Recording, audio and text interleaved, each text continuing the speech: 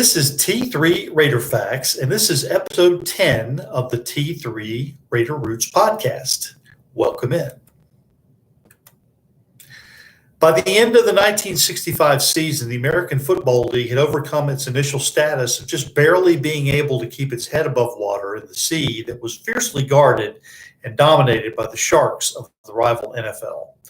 Now, with a new television contract with NBC and new stadiums popping up, the AFL was fighting on an even playing field.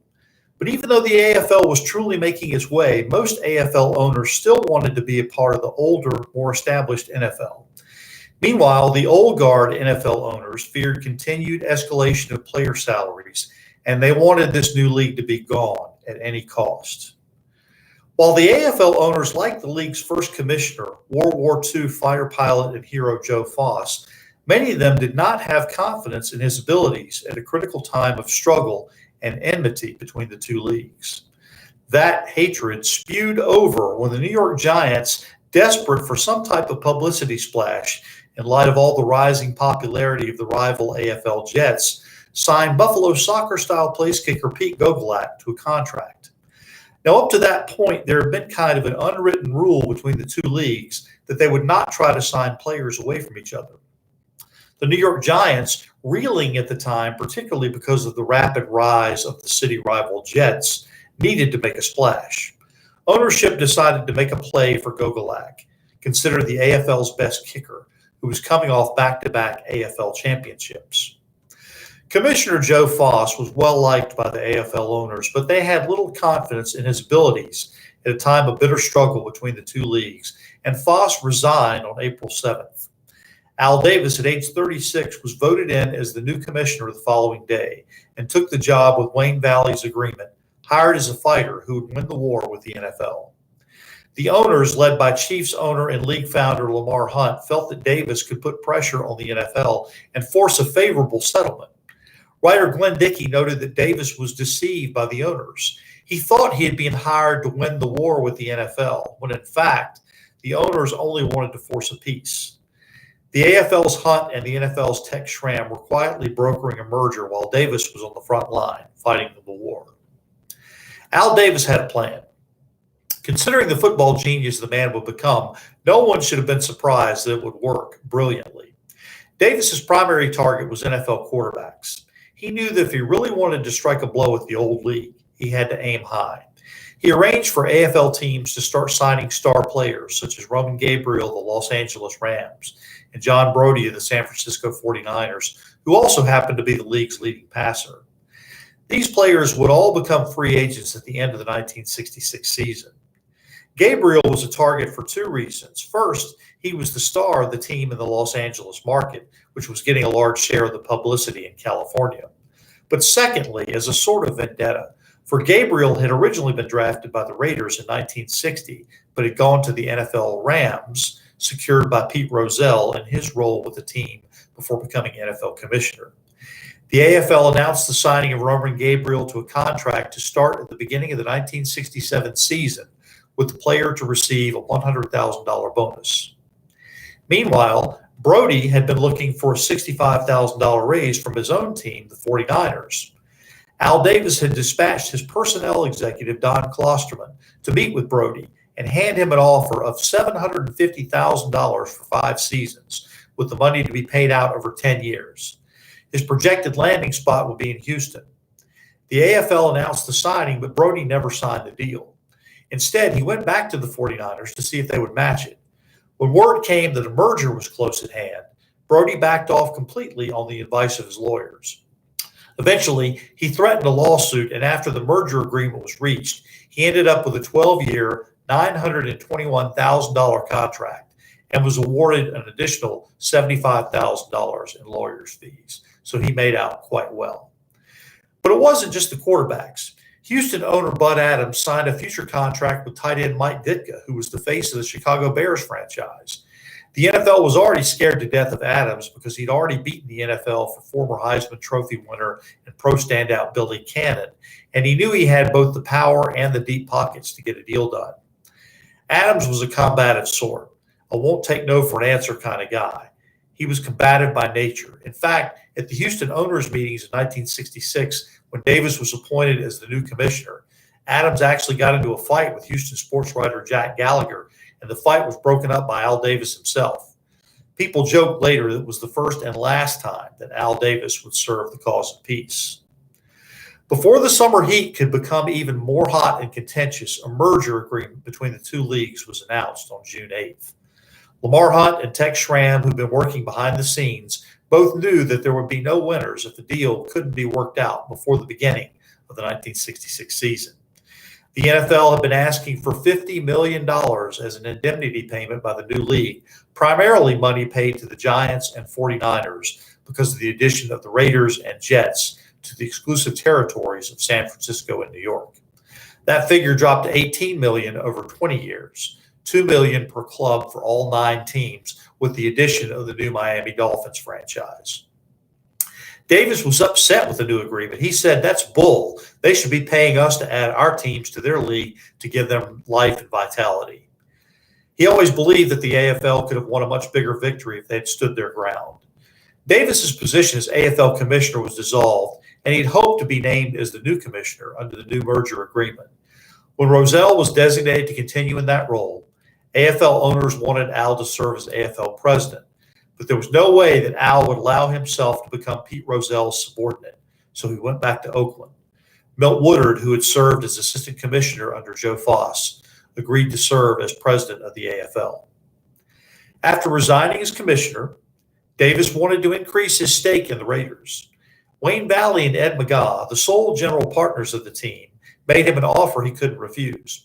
Wayne told Al he could join the two of them as a third general partner with the purchase of 10% of the Raiders' book value, which was set at $180,000. So for an investment of $18,000, Al Davis became part owner of a professional football team. He formed a holding company, AD Football Incorporated, and returned to his old club, now as one of 3 general partners. To enable Davis to buy 10% of the team, the other investors in the Raiders had to dilute their own holdings. Valley went from 10 to 9.5%, and McGaugh cut his shares down to 3%. All 23 minority owners had to dilute down proportionally to get Davis the 10% required. At 37 years of age, Al Davis was grandfathered into the NFL as an owner, even though its rules had always stipulated that an owner was someone who held 51% or more of a team. Conjunctively, Davis was offered the job of managing general partner at a nice salary to run the entire football operation. He settled in and focused on the season. The new league, of which the AFL was now a part, was still hammering out when interleague play would start. It had already agreed to establish a world championship game at the end of the season between the AFL and NFL champions, and it would become known as the Super Bowl, thanks mostly to Lamar Hunt. But before the season even started, Davis had to deal with the draft and a coach who almost quit before he even started. In the draft, Oakland was pursuing highly touted University of Kentucky defensive back Roger Byrd. Bird's older brother Calvin had played for Davis in San Diego several years earlier. Charlie Sumner, the Raiders' defensive coach, and Scotty Sterling were sitting in a hotel suite in Lexington, Kentucky. "Just sit there," Davis told Sumner, while he stalled the draft before calling in his number 1 pick to New York. Just then the phone rang in Sumner's room and Calvin Byrd answered it. When Charlie asked who it was and was told that it was Tex Schramm of the Cowboys, Charlie went over and yanked the phone out of the wall. Meanwhile, Scotty was negotiating with Roger and said, "Suppose we make the bonus payment $50,000. Roger agreed to it, so Scotty called Al Davis back and said, "I think if we go to 50 grand, we can get it." Davis said, "Go ahead," to which Scotty chuckled and said, "I already have." It was oddly reminiscent of a similar move that Davis had made himself with Sid Gilman when he was bidding for talent in his early days in San Diego. Davis got his guy in the last contested draft between the AFL and the NFL. Just as the Raiders were going into training camp in 1966, and right before Davis was returning to Oakland, having completed his duties as commissioner, he received a call from his general manager, Scotty Sterling. He reported that John Roush, the team's new coach, was having difficulties. In the Raiders camp the day before, wide receiver Art Powell and running back Clement Daniels reported together and informed the team that before they would begin workouts, they wanted to negotiate a new contract. A little before, Sandy Koufax and Don Drysdale, the Los Angeles Dodgers, had done the same thing before the start of the 1966 baseball season, when they demanded $100,000 plus joint contracts. The two Dodger ball players got their six-figure contracts, totaling $225,000. Powell and Daniels were insistent on receiving joint, huge salary increases. Roush wasn't used to handling tough personnel matters and was on the verge of quitting before he even got started. Roush had called Sterling at 2 a.m. and said that he wanted to meet. When they got together, Roush told Sterling that this was too much for him and he was going to quit. When Sterling was unsuccessful in his efforts to soothe the situation, he called Al, who was still in New York. Davis, who now was already a part owner of the team, called Roush right back and assured him that the Raiders were on the verge of greatness in a bright new era of the pro game. He said that Powell and Daniels were only minor distractions to just cool it, and that Davis himself would be back in a few days to help with the situation. So Roush returned to coaching, Al handled the negotiations, and the Raiders would end up in the Super Bowl in just 2 more seasons. Oh, and by the way, neither Powell nor Daniels got a new deal. As the season was ready to start, the Raiders had already added rookies Roger Bird, a defensive back, running back Pete Banaszak, and kicker Mike Eyeshide. In addition, they had a new coach for the offensive backfield, a young man by the name of Bill Walsh, who would go on to win multiple Super Bowls with the 49ers. With the addition of a 9th team to the AFL, the Miami Dolphins, the new schedule provided that each AFL team play every other team twice, except for 2 teams that they would play once each. So in the season of 1966, the Raiders would play the new Miami team twice and old rivals Buffalo and Boston once. The Raiders opened the 1966 season in Miami, helping the Dolphins kick off their inaugural campaign in the AFL. The Dolphins received the opening kickoff, which Joe Auer ran back all the way for a touchdown. Ultimately, however, the Raiders prevailed 23-14. The team then lost 3 games in a row before returning home to the new Coliseum and winning another game against Miami. With the 2-3 record, the Raiders went on to post a record of 8-5-1, once again coming up short against the Western Division champion Kansas City Chiefs. Again, there were no playoffs for Al Davis and the Raiders, but they were getting closer, and they had now posted back-to-back winning records. In fact, in their last 10 games, their record was 7-2-1, which is playoff worthy in and of itself. Big things were on the horizon, and the Bay Area was brimming with confidence. The NFL and AFL were begrudgingly working toward each other rather than away from each other. But even in the Bay Area, things were not exactly settled. Even though the Oakland Alameda Coliseum was now open for business and drawing big crowds, the cross-town Bay rivals, 49ers, were not happy. After Davis returned from New York and his brief stint as commissioner, Lou Spadia, the GM of the 49ers, made a proposition to Davis and told him that if the Raiders were to move to Seattle, Spadia would give them the $8 million indemnity that the 49ers were awarded in the merger process. Davis refused, and the Bay Area war continued. But just know that the possibility of a team called the Seattle Raiders actually existed as early as 1966. The Raiders were continuing to accumulate great talent on both sides of the ball. One of the defensive standouts was a guy that Al Davis brought in from the Washington Redskins, a tall defensive lineman by the name of Ben Davidson. He came to the Raiders in 1964. He was a gangly guy, standing 6'7", and he was not a starter at the University of Washington, where he played college ball, most likely because he hadn't quite filled out at the time, which was also the case when he initially went to the Redskins. Once he started playing and getting experience, he got really good. Ben needed a team to take a chance on him and give him an opportunity. The Raiders were that team. Al Davis liked guys with size and speed, and Ben possessed both, and he became an excellent pass rusher. Ben probably is best remembered for 2 huge hits on quarterbacks. One was when he sacked Jets quarterback Joe Namath. In today's game, he would have most definitely been flagged for it because it was so late. The other hit came in a 1970 game against Kansas City, which I have referenced back in episode 1 of this podcast, when he nailed Len Dawson, triggering a huge brawl between the 2 teams. Ben was also known for having a raspy voice. He didn't always have that, but he did after an incident on the field where he was clotheslined by an offensive lineman. It was all just part of the brutal sport that football was, but it gave Ben his signature raspy voice. Although that injury did not affect his career, another one did. In a preseason game in 1972, Ben was chasing down a running back when he suddenly blew out his Achilles tendon, and that ended his career. After Ben finished with football, he played bit parts in a few movies and was featured in a series of Miller Lite beer commercials during their Taste Great, Less Filling campaign that featured lots of star athletes. As tough as Ben was, he was always a member. He was always had a great sense of humor and became an excellent ambassador for the Raiders for many years, as well as an ambassador for the game of football. Another member of that defensive front was Tom Keating, who came over from Buffalo in 1966.